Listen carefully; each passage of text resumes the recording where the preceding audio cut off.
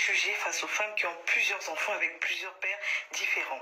Cela ne fait pas d'elles forcément des crapules ou encore des mauvaises femmes. Je ne pense pas que ces femmes aient choisi que les choses se passent ainsi pour elles et je reste persuadée que dans la majorité des cas, ces femmes restent des victimes. Voilà pourquoi il ne faut pas avoir peur d'approcher une femme qui est dans cette situation.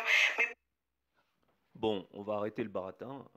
Il faut surtout arrêter ces femmes-là qui s'improvisent coach pour défendre des intérêts purement féminisants, féministes, et qui nous font croire qu'elles le font avec beaucoup de bienveillance.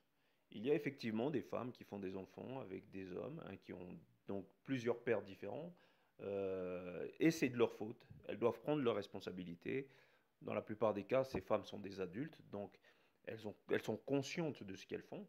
Donc il faut arrêter de nous faire croire que ces femmes-là sont des pauvres petites victimes et que ça s'arrête là. Ce qu'essaye de démontrer cette femme, c'est que la femme n'a aucune responsabilité dans ce qu'elle fait.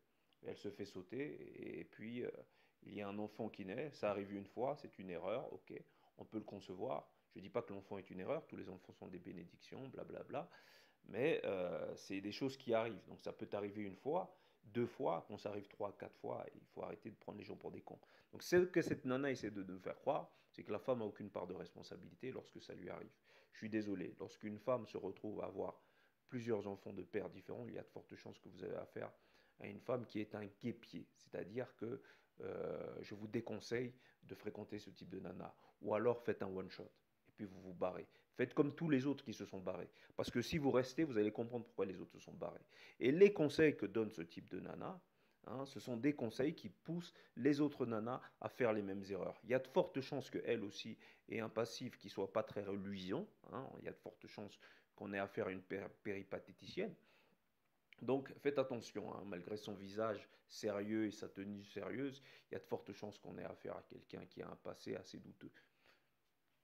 prendre le soin d'écouter son histoire avant de pouvoir la juger parce que évidemment chaque histoire diffère et tu es peut-être sa dernière chance. En tout cas, Écoutez, ce qui est très drôle, c'est qu'elle nous demande d'écouter l'histoire de la femme en question, d'être assez conciliant, etc. Mais lorsque vous êtes un homme, que vous n'avez pas d'argent, que vous faites moins d'1,80 m et que vous n'avez pas de succès avec les femmes, il n'y a aucun homme qui va prétendre que vous, les femmes, vous devriez essayer de les comprendre, essayer de connaître leur histoire, etc. Non, c'est la vie.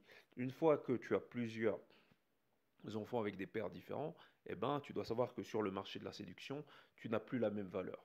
De la même façon qu'un homme sait, il est conscient, parce que les hommes en général, on dit qu'ils sont moins matures, mais visiblement, lorsqu'on écoute cette femme, on se rend compte que c'est bien le contraire. Ce sont les femmes qui manquent de maturité et qui ne veulent pas prendre leurs responsabilités et qui demandent en plus de ça aux hommes de les comprendre pour leur irresponsabilité. Là, c'est le comble même de l'ironie. Et donc les hommes savent que lorsqu'ils font moins d'une certaine taille, lorsqu'ils n'ont pas assez d'argent, ben, ils seront méprisés. Ils seront méprisés, ils ne seront pas du tout considérés par les femmes, et encore moins et encore plus pardon, lorsqu'ils ne sont pas beaux, lorsqu'ils sont gros, lorsqu'ils sont vilains, et ils l'acceptent. Autant ces hommes acceptent leur sort, autant il faut que ces femmes acceptent leur sort. Elles ont fait des choix et il faut qu'elles assument ces choix. Ce que prétend cette femme, c'est que les femmes sont des espèces de créatures qui sont toujours des victimes et qui ne sont pas méchantes, qui n'ont aucune once de méchanceté et qu'il en vient donc aux hommes, donc le privilège, parce que apparemment c'est un privilège, de pouvoir sauver ces femmes.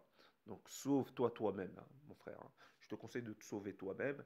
Et je conseille aux femmes qui écoutent ce type de nana de continuer à écouter ce type de nana et de continuer à se mentir à elles-mêmes. Et on en reparlera dans quelques années. Merci, au revoir. mesdames, je vous fais un clin d'œil et surtout bon courage.